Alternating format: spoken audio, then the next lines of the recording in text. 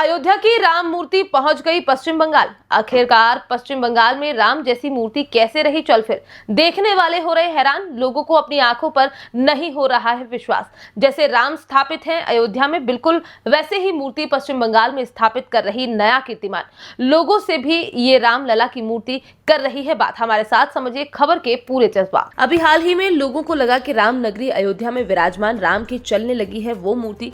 कभी कुर्सी पर बैठती है तो कभी चलने लगती है। जिसने भी ये मंजर देखा उसने अपनी आंखों पर विश्वास नहीं हुआ। ऐसा इसलिए क्योंकि जिस मूर्ति को सभी पवित्र मंत्रों के अयोध्या में स्थापित किए गए थे, वो मूर्ति अचानक पश्चिम बंगाल कैसे पहुंच गई। आज हम आपको इसी बारे में पूरी खबर बताने जा रहे हैं। और पश्चिम बंगाल में राम मूर्ति कैसे चल फिर रही है, ये मूर्ति क्या सच में खुद ब खुद अयोध्या से पश्चिम बंगाल चली गई है। दरअसल हम जिस मूर्ति की बात कर रहे हैं वो मूर्ति नहीं, बल्कि पश्चिम बंगाल के एक कपल के कौशल और मेहनत का परिणाम है।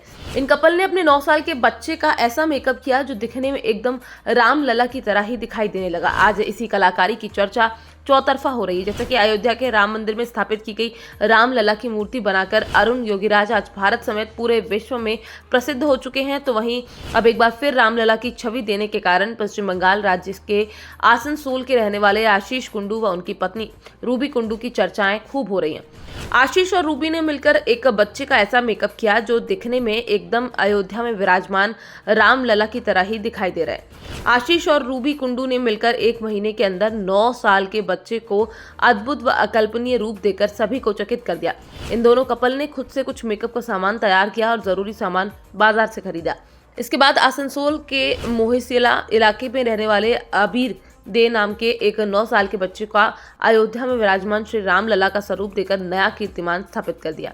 बच्चे में राम लला का स्वरूप ढालने वाले आशीष ने मीडिया से बातचीत करते हुए बताया कि 22 जनवरी 2024 को ही उनके मन में राम लला की मूर्ति बनाने की इच्छा थी, लेकिन किसी कारण से वो ऐसा नहीं कर पाए। आशीष ने आगे बताया वो चाहते थे कि वो कुछ ऐसा करें कि वो राम लला के लिए कुछ ऐसा कर दें कि देश उन्हें देखे। इसके बाद उनकी मुलाकात 9 साल के अबीर नामक बच्चे से हुई और यही से बच्चे को राम का स्वरूप देने का विचार आया। आशीष ने अबीर के माँ बाप से हाथ जोड़कर अपील की और कहा कि वो अबीर को भगवान राम का स्वरूप देने दें। अबीर के परिजन इसके लिए तैयार हो गए। इसके बाद आशीष और उनकी पत्नी रूबी अपनी तैयारियों में जुट गए।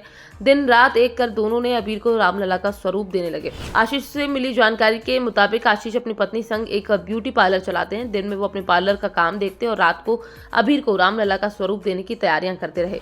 करीब 1 महीने की मेहनत के बाद आशीष और रूबी अपने काम में सफल हुए और उनकी मेहनत रंग लाई।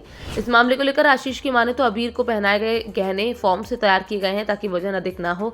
जब अबीर रामलला बनकर तैयार हुए तो देखने वाले हैरान रह गए। लोग खूब इस कलाकारी की तारीफ कर रहे हैं। फिलहाल आपका इस कलाकारी और इस खबर को लेकर क्या कहना है, इसको लेकर आप अपनी राय हमारे साथ लिखकर साझा कर सकते हैं। Bureau report, PDN news.